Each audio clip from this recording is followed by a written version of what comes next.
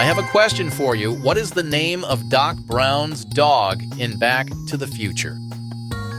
Hi, I'm Mark Ellison from 5 Daily Trivia Questions.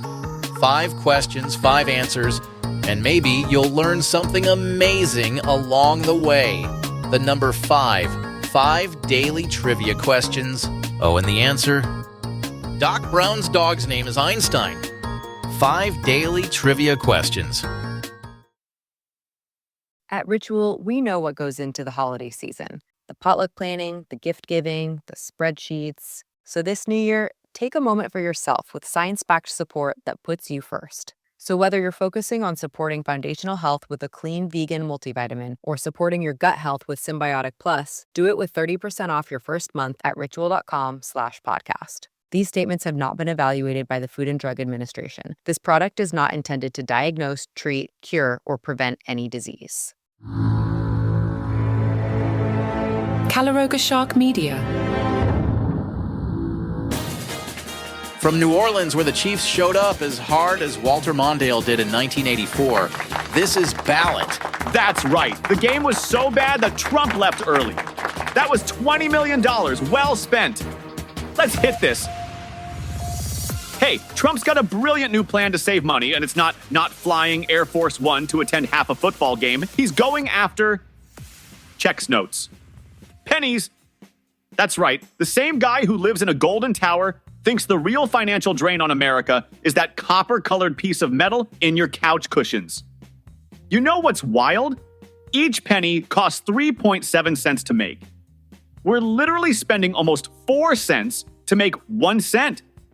That's like buying a hot dog for $5 and selling it for $1, which coincidentally is exactly what Trump Steaks did. And here's the kicker. He announced this on Truth Social while watching the Super Bowl in New Orleans. Because nothing says I'm focused on fiscal responsibility like dropping national monetary policy between touchdown passes. But you've got to admire his commitment to cost cutting. He saw we were losing $85.3 million making pennies last year and said enough. Although I'm pretty sure that's also exactly what he said to his accountant about paying taxes. The best part? He might not even have the authority to do this. Congress typically handles coin specifications. So this could be like when your friend says, "I'll pick up the check," but then conveniently remembers they left their wallet in their other pants. You know, the ones at home, in a safe, under audit. And Elon Musk is involved somehow because, of course he is. He's now running something called the Department of Government Efficiency, which honestly sounds like a department name from a high school model UN. But hey, maybe Trump's onto something. Canada already ditched their penny in 2012. Although to be fair, they also have universal healthcare and use the metric system, so maybe we shouldn't be taking all our cues from them. By the way, the nickel costs 14 cents to make. But we're not talking about that because apparently we're doing this financial reform 1 cent at a time. It's like trying to bail out the Titanic with a shot glass. Trump's really going all in on metal this week. First, he declares war on pennies, and now he's slapping tariffs on steel and aluminum. I guess when you spend 4 years living in a golden apartment, you develop some strong opinions about metallurgy. He made this announcement on Air Force One heading to the Super Bowl, which really makes you wonder if he was just looking out the window at all that aluminum and thought, you know what would make this flight better? 25% more expensive planes? And get this, he wants reciprocal tariffs. That means if another country charges us 130%, we charge them the same. Which seems fair until you realize it's like responding to someone cutting you off in traffic by also cutting them off. Except now everyone's stuck in a traffic jam and somehow paying more for cars. The Europeans aren't too happy about this. France is threatening to replicate any tariffs, which is diplomatic speak for I know you are, but what am I? Germany says a tariff conflict only has losers, which is pretty rich coming from a country that invented the bratwurst stuffed pretzel. You've got to appreciate the timing, though. In one day, Trump managed to make pennies too expensive to produce and announce tariffs that will make everything else more expensive too.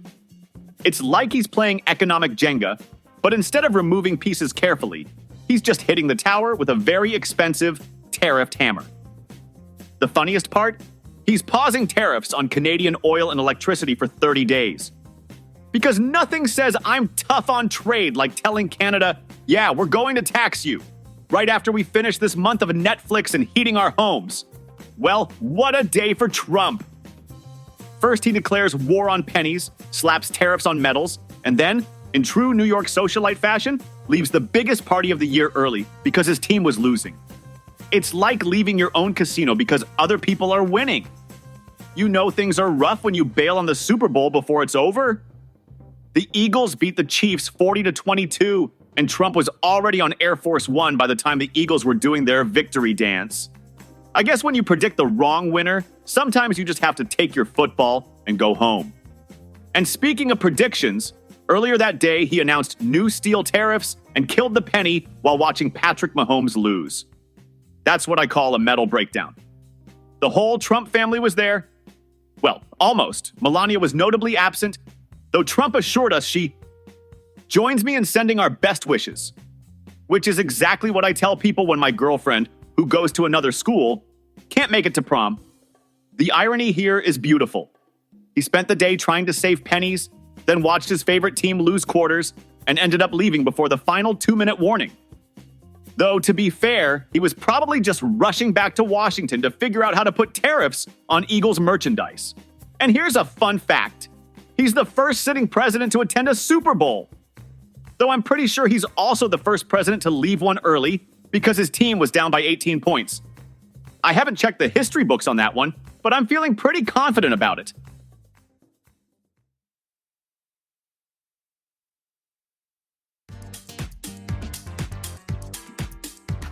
Breaking news from South Africa, where Donald Trump just pulled the most awkward save-the-date move in diplomatic history. He offered refugee status to a group of people who basically responded with "new phone, who dis?" So picture this. Trump signs this executive order, right? He's probably sitting there thinking, I'm about to be the hero of this story. Meanwhile, in South Africa, the Afrikaners are looking at their phones like when you get a party invitation from that one person you haven't spoken to since high school. And they're all, yeah, we're going to have to pass on this one. The whole thing started when Trump and Elon Musk, who left South Africa faster than I leave a party when someone suggests charades, decided they needed to rescue people who, according to actual statistics, own 70% of the private farmland and have a poverty rate of 1%. That's not exactly a save our ship situation. That's more like trying to rescue someone from their yacht. The South African government responded by basically saying, have you seen our constitution? Which is diplomatic speak for, did you even Google this before making decisions? What's really wild here is that Trump cut off aid to South Africa faster than a teenager blocks their parents on social media, and the people he was trying to help were like, thanks for the attention, but we're good here. It's the international relations equivalent of sending a life preserver to someone lounging in their pool. And let's talk about these numbers. 7% of the population owns 70% of the farmland. That's like owning 7 slices of pizza, but telling everyone else to split the last 3 slices between 93 people. And then complaining when they suggest maybe redistributing a few pepperonis. The best part? The South African Foreign Ministry pointed out that while Trump's trying to rescue some of the most economically privileged people in their country, he's sending others packing faster than a New York apartment building with a rent increase. Now that's what I call selective humanitarian aid. Portions of today's show were made with pennies, AI, the Super Bowl, and fake Melania. It is the world's most secretive election. When a pope dies, ancient traditions begin. A silver hammer, a destroyed ring, over 100 cardinals locked away from the world, choosing the next leader of 1 billion faithful. White smoke. The path to a new pope, from Caloroga Shark Media, wherever you get your podcasts.